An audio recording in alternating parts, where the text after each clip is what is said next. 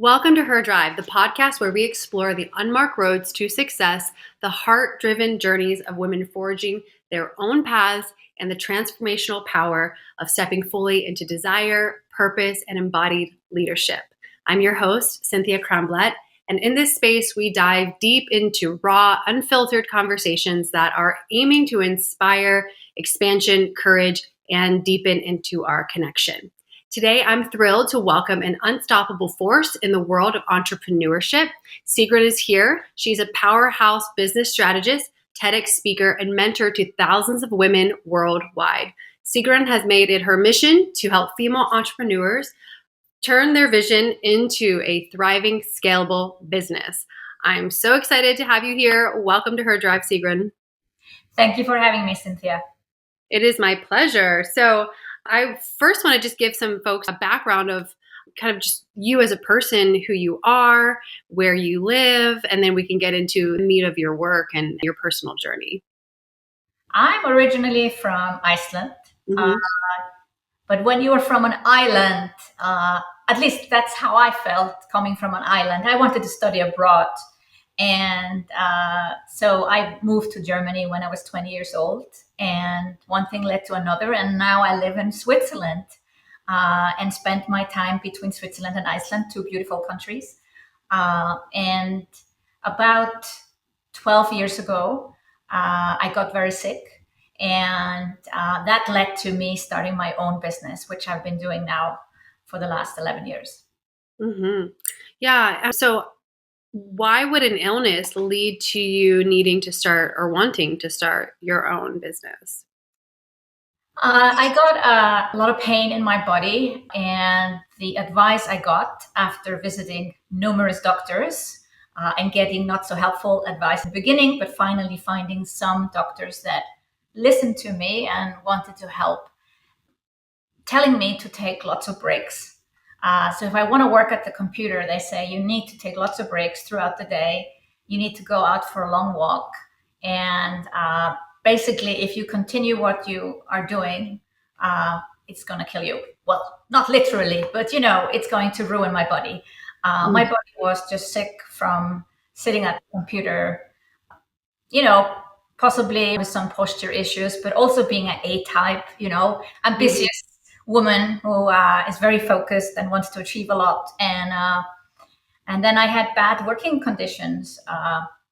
My desk was probably too high and the chair too low. And so I didn't have the best conditions to basically take care of my body. And so with this all considered, after being 7 months sick, unable to work, I did try to get jobs. But I was living in Switzerland. I was not known there as a business person. I had been known in my home country, Iceland, been a CEO for a decade. It was very hard to find a job. And the more I thought about it, the less I wanted the job. So maybe I was manifesting not finding a job, because I said, who is going to hire someone who needs to go out for an hour walk in the middle of the day? Or needs to go to physiotherapy 3 times a week. So I start to think like the only way I'm going to be able to take care of myself is with my own business. I think that's a profound realization, and I applaud you for taking that emboldened step. I'm curious, in those early days, what was the biggest internal resistance you faced when coming to those realizations and then thus starting or coming up with an idea for a business and then starting that business? Oh, I think I went into the typical overthinking mode. Like, the thing is, we read those books from these entrepreneurs that somehow are born entrepreneurs.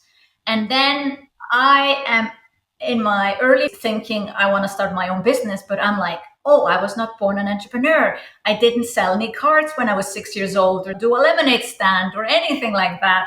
And I think I'm not cut out for it. And then I start to even talk down ideas that I get. So I went into actually a bit of a hole for 18 months because I thought you have to have a brilliant idea, basically something world changing. And it will come to you in the shower or during a walk or while you're doing something else. Probably not when you're sitting at your desk. But the thing is, it didn't happen. And there came a point where I was very frustrated with myself. Like, here I am, smart, intelligent women, a decade of business experience. I even had 4 master's degrees. I was standing in my own way with like not moving forward, taking a decision. And I started to kind of do some exercises. Like, I'm going to give myself 2 days to get the website up, and I have to write a blog post tomorrow. And, I started to set myself some milestones. And that was kind of a therapy, because my first blog post was,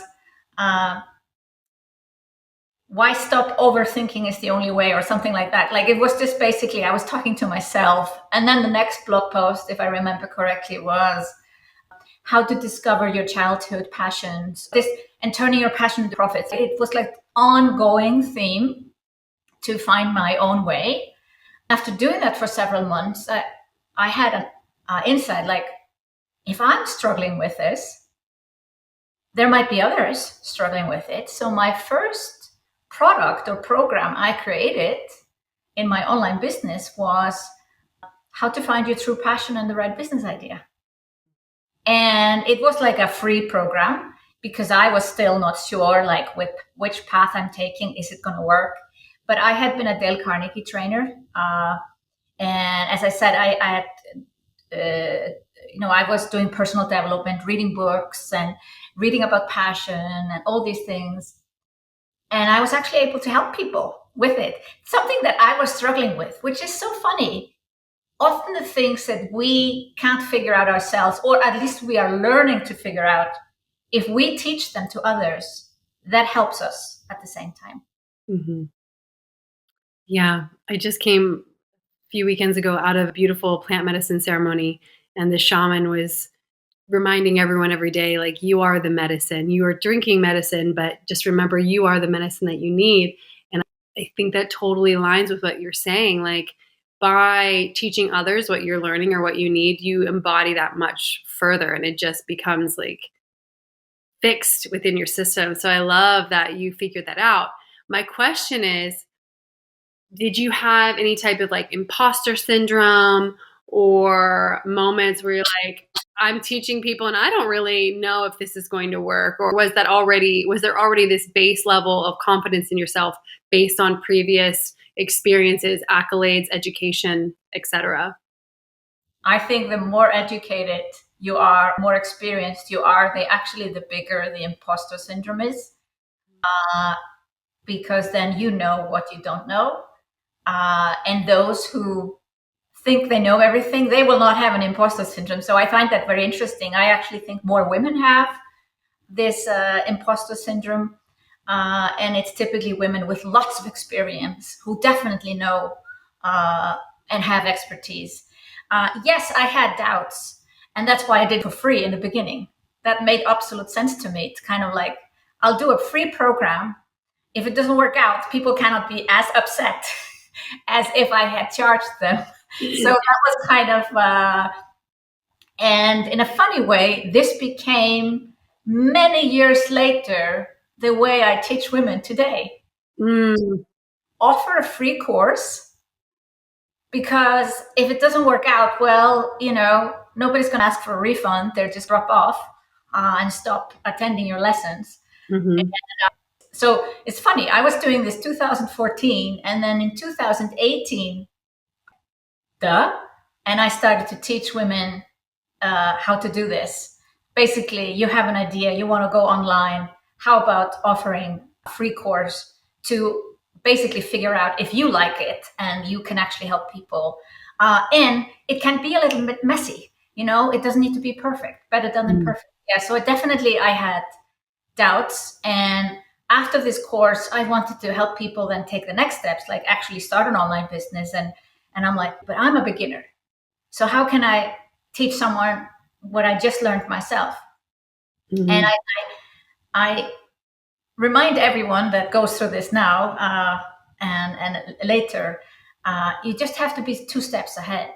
I naturally attracted people that were just a couple of steps behind me.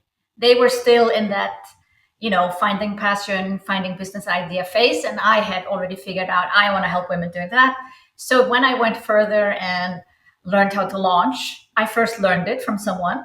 Then I did it. I made my mistakes and then I did it better. Then I started to teach launching. So I think we all can teach whatever we have gone through ourselves.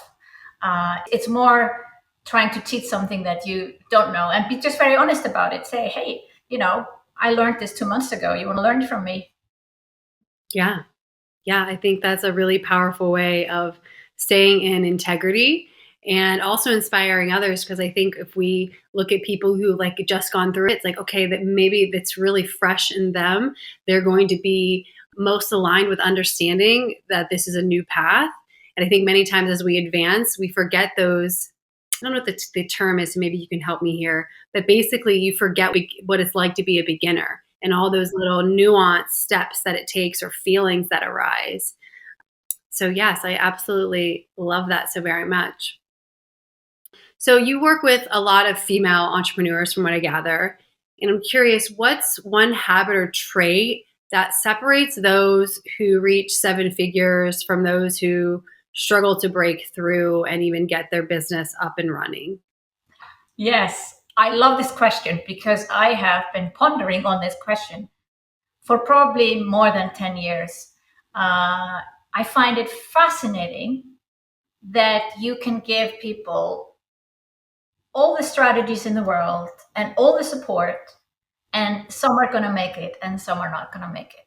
I just find it fascinating. It's like an endless discovery and research and discussion. And the first thing that I do notice, because I've started to see it, like it's almost like I can see like this person has it and this person needs to work a bit harder to get there. Will they make it? I'm not sure. Is persistence, not giving up. Hmm. And it's really easy to give up and find all kinds of excuses and even have your family and friends, like everyone is disagreeing with you. And like, this was too hard or this was too difficult or you don't have the time or the money or the skills. Like it's very easy to find excuses and live in that bubble that's okay. It's hard to continue and give up. And this is really the difference. I've worked with about 10,000 women at least. And there are women who don't succeed in the first run. Like, they go through a program and it just doesn't work out the way they thought it would work out, or even how I hoped it would work out. And it can be that they pick the wrong idea and actually are interested in something else. Something happened, whatever. And the question is, do you then just give up? Or do you try it a second time?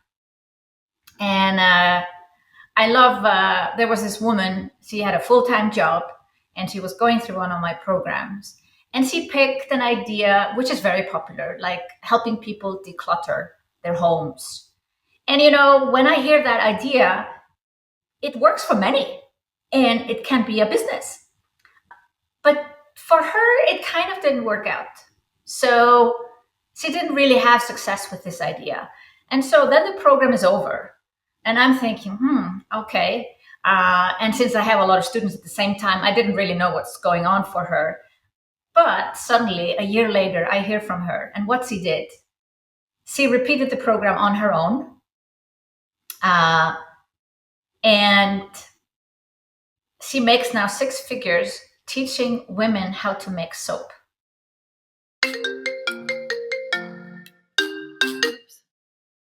I'm sorry about that. A call came through. So yeah, she's now making 6 figures teaching women or people how to make soap. Even I am surprised. Like, you can make money with that? You can make literally money with anything. But the thing was, she didn't give up. For me, I'm even proud of, like, making soap. That's great that she can teach that online. But what makes her successful today, she's now making even more money. She's quit her job. She was a well-paid manager. Is that the fact that she didn't give up? She tried it again. Not everything that we try the first time is going to work out, even if you are with a coach or in a paid program. And that's something that people need to understand. It's still at the end of the day my responsibility. And if I have, for some reason, picked the wrong idea or not done it well enough, the program, it's not necessarily the process or the program's fault. It's like, let's try it again. Let's try it again. Just imagine we would do an Instagram post and we don't get a single like. Do we give up and never post on Instagram again? That just sounds ridiculous.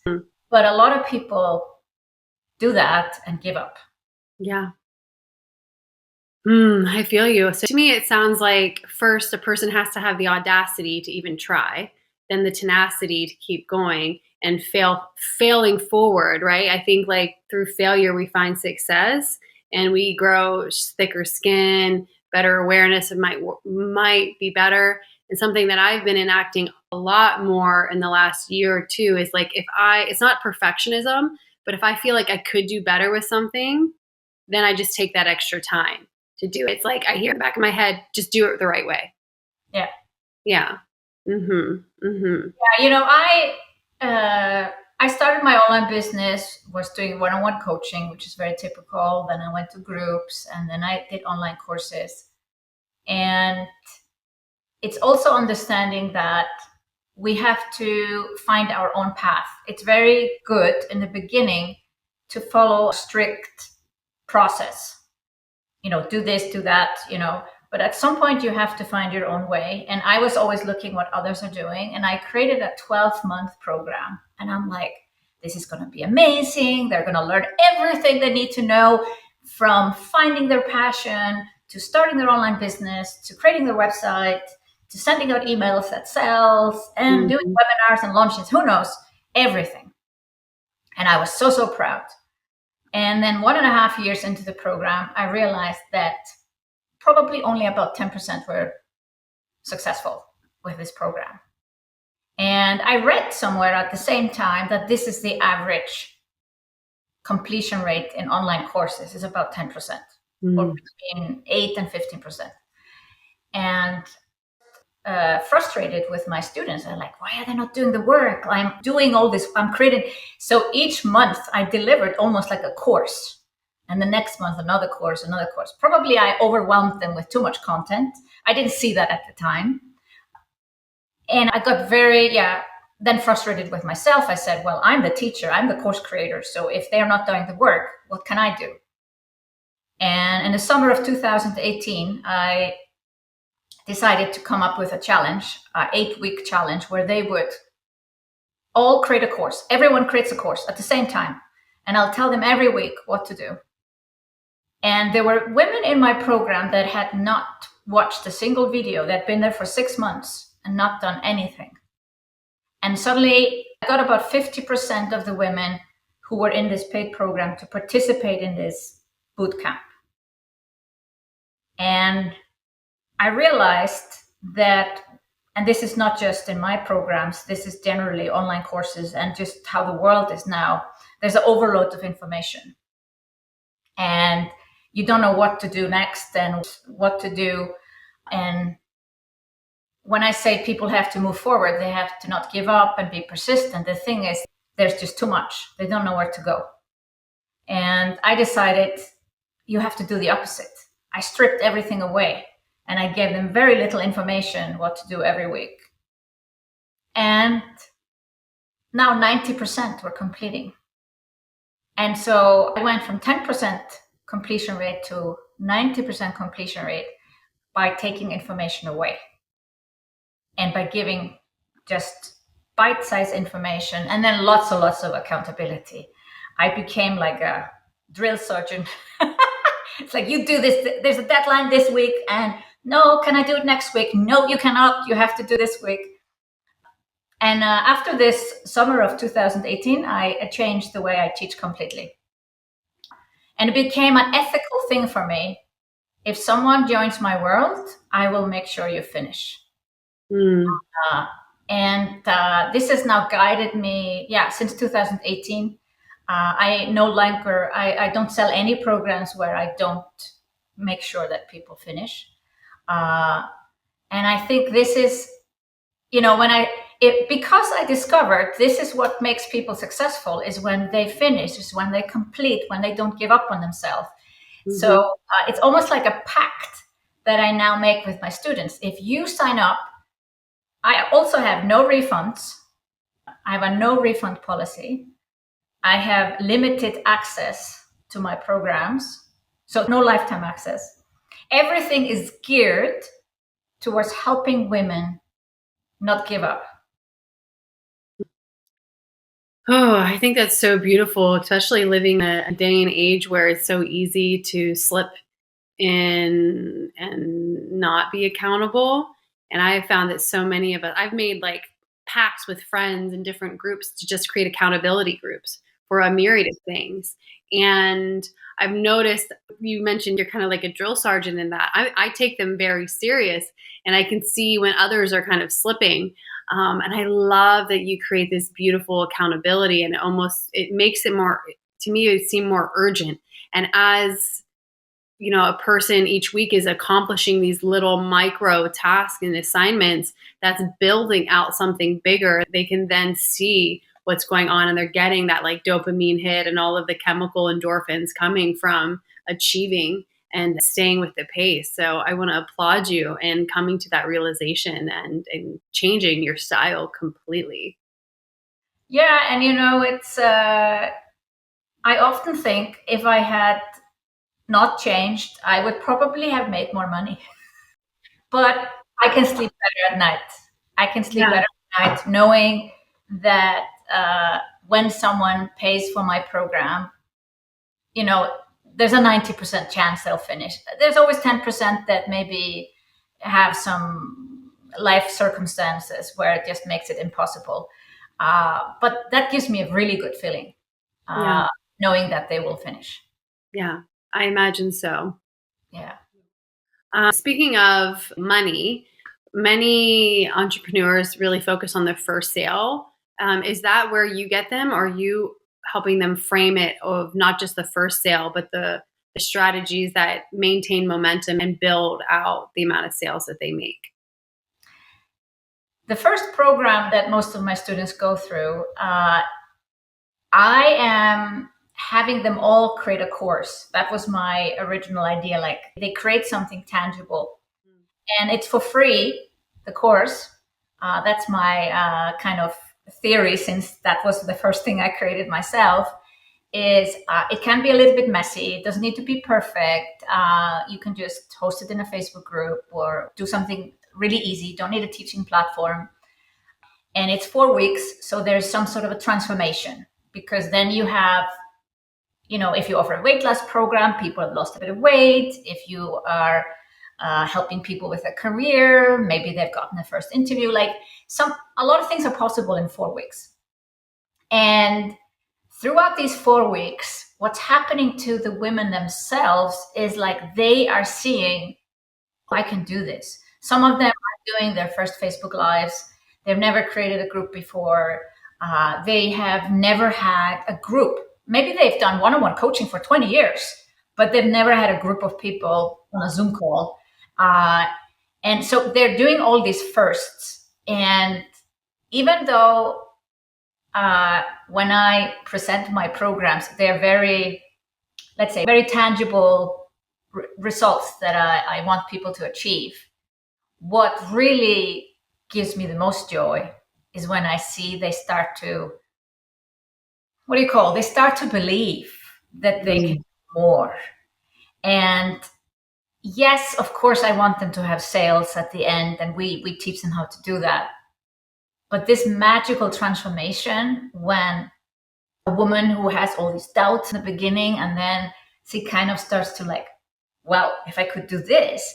And at the end of the program, I have a long list of all the things they have done. You've done this, you've done that, you've done that. And I want them to do a gratefulness exercise and really see all the things they've done. Because the sale is just the dot over the I. Money comes and goes. But when you've gone through such a massive transformation yourself, that's priceless. Mm. Yeah. Yeah, absolutely. I want to sit in that for a moment. Yeah.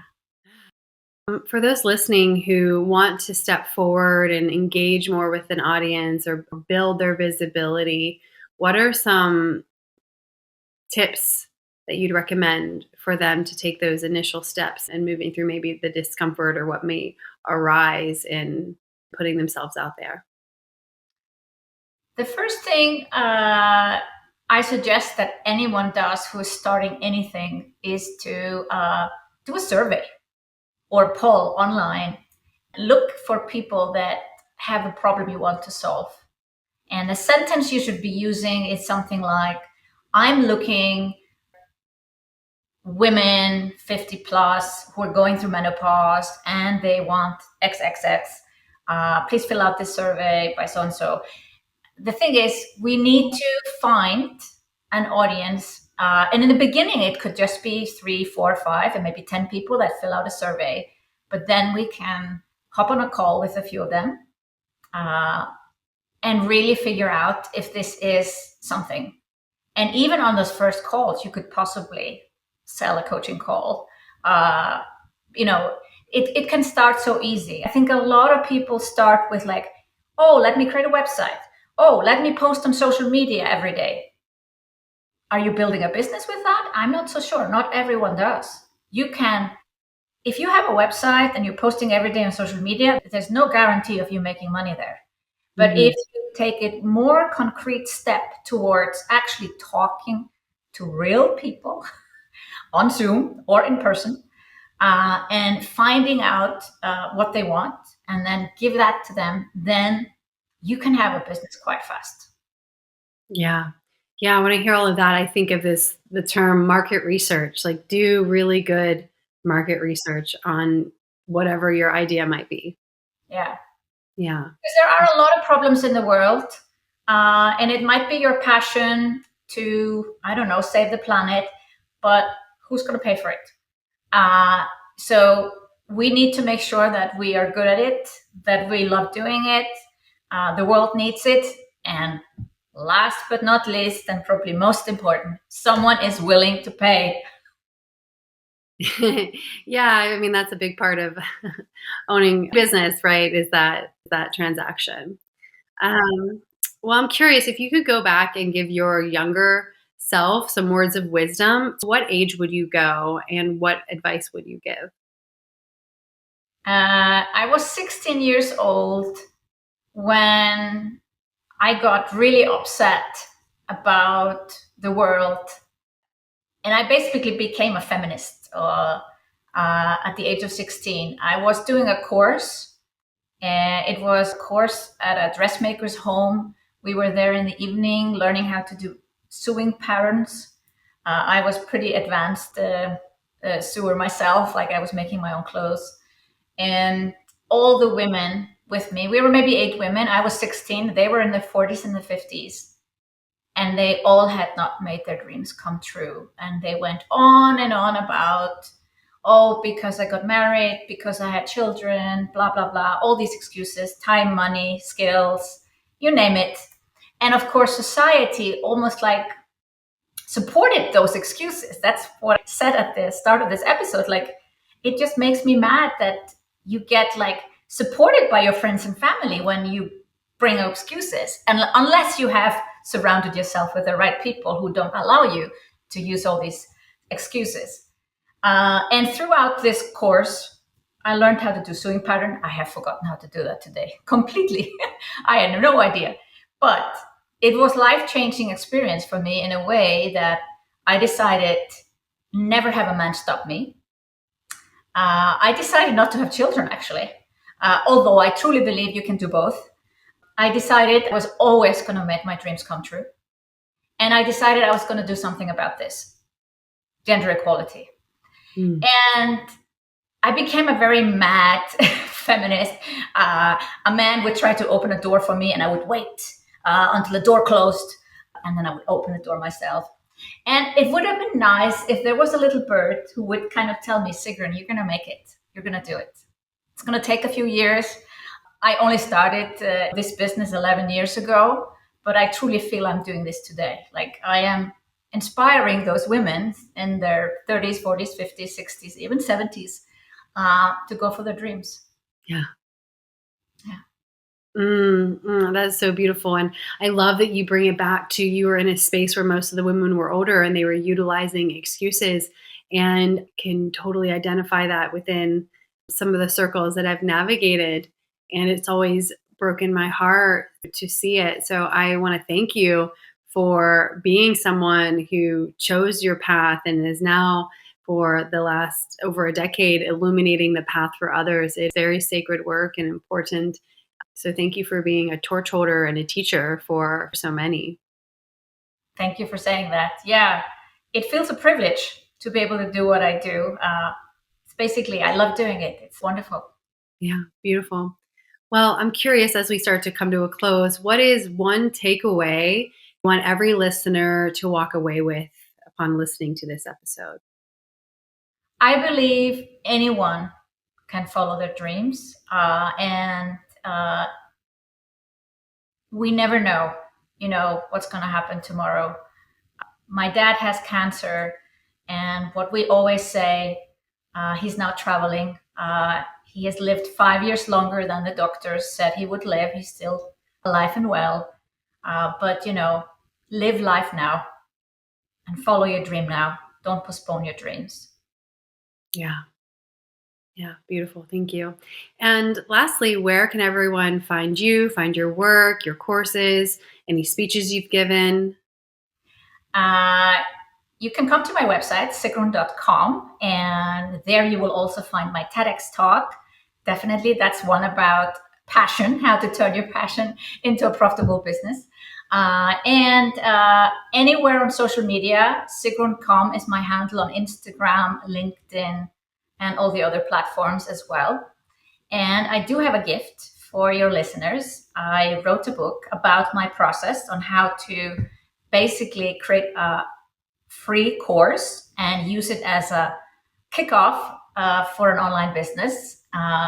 And it's called Kickstart Your Online Business. Normally, you have to pay for that book on Amazon and if you go to my website. But because we're here, I have a link. And it's sigrun.com/her-drive.